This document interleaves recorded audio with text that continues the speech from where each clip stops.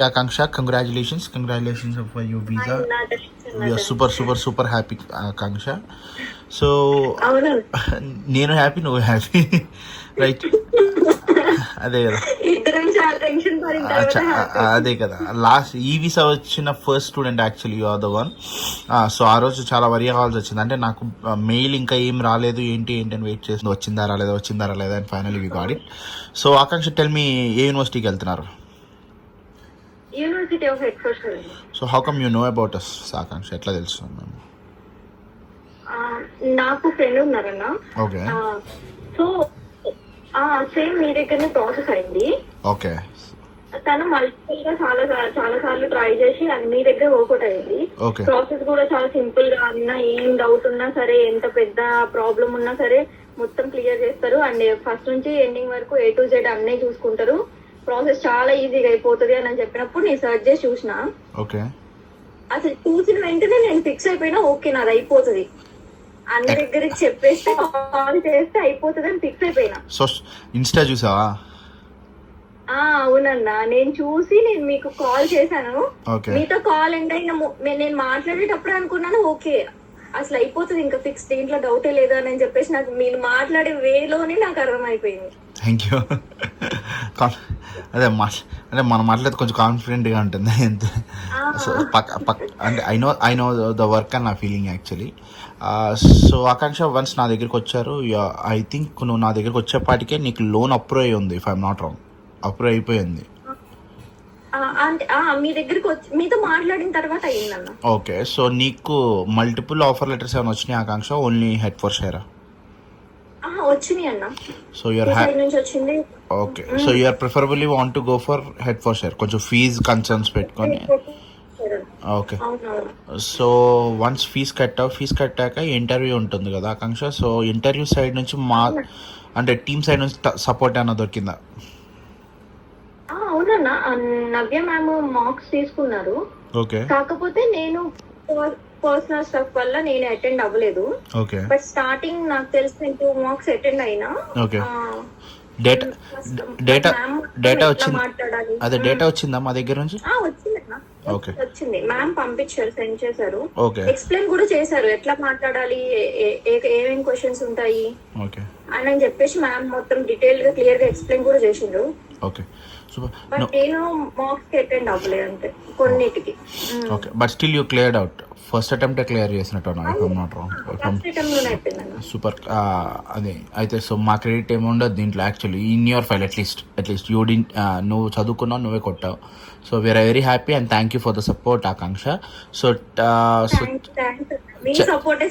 నాదేముండదు,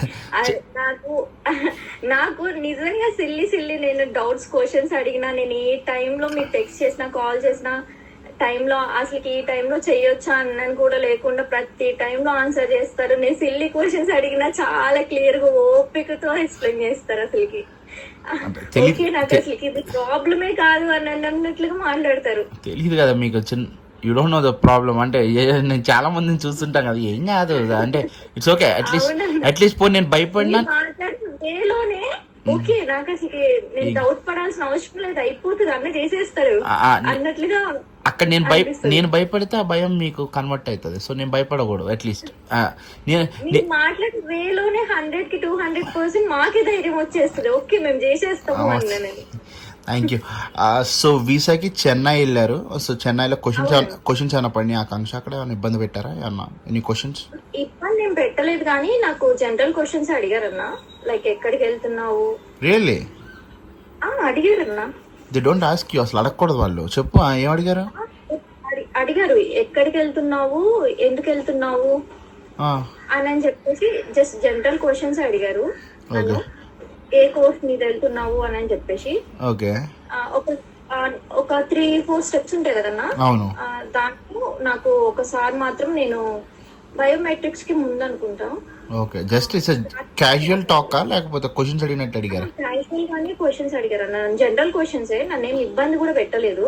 నాకు తెలిసి ఎవరికి ఉండదు, అసలు ఎవరిని అడగరు, ఏదో క్యాజువల్ టాక్, అదే జస్ట్ టాక్ విత్ యూ అంతే. మాట్లాడారు, అడగకూడదు వాళ్ళు, అసలు అడిగే రైట్ లేదు వాళ్ళకి. అవునవును, అడగలే, నార్మల్ గానే అడిగారంట, దాంట్లో ఏం ఇబ్బంది కూడా ఏం లేదు. సూపర్. సో ఇంటర్వ్యూ అయినాక ఐ మీన్ బయోమెట్రిక్స్ అయింది 1 వీక్లో వచ్చేసింది ఆకాంక్ష, 4-5 డేసా? 5 days. అవునన్నా 5 days. So you are the first one to get my e visa. Actually నువ్వే నాకు తెలిసిన ఒక 10-15 కన్సల్టెన్సీస్లో you are the first one. 15th July వెళ్ళాము, మనకు తెలియకుండానే వెళ్ళాము. సో ఆటోమేటిక్గా మనం వెళ్ళొచ్చేసరికి వాళ్ళు 15th అనౌన్స్ చేశారు. అంటే 15th నుంచి వచ్చే ప్రతి వాళ్ళకి ఈ వీసా అని అనౌన్స్ చేశారు. We are very very very much worried అనమాట. అసలు ఏంటి నీకు మెయిల్ వచ్చింది, డిస్పాచర్ మెయిల్ వచ్చింది, బీఆర్పీ మెయిల్ రాలేదు. అట్లీస్ట్ పోనీ వచ్చింది. పాస్పోర్ట్ కూడా ఫాస్ట్ గా వచ్చేసింది. పాస్పోర్ట్ డిస్పాచ్ అయ్యింది, నేను చెక్ చేసుకున్నాను వస్తుందని 19th కల్లా. కానీ ఆ 19th లోపు నీకు అసలు ఏం చెప్పాలి ఇప్పుడు, పాజిటివా నెగిటివా?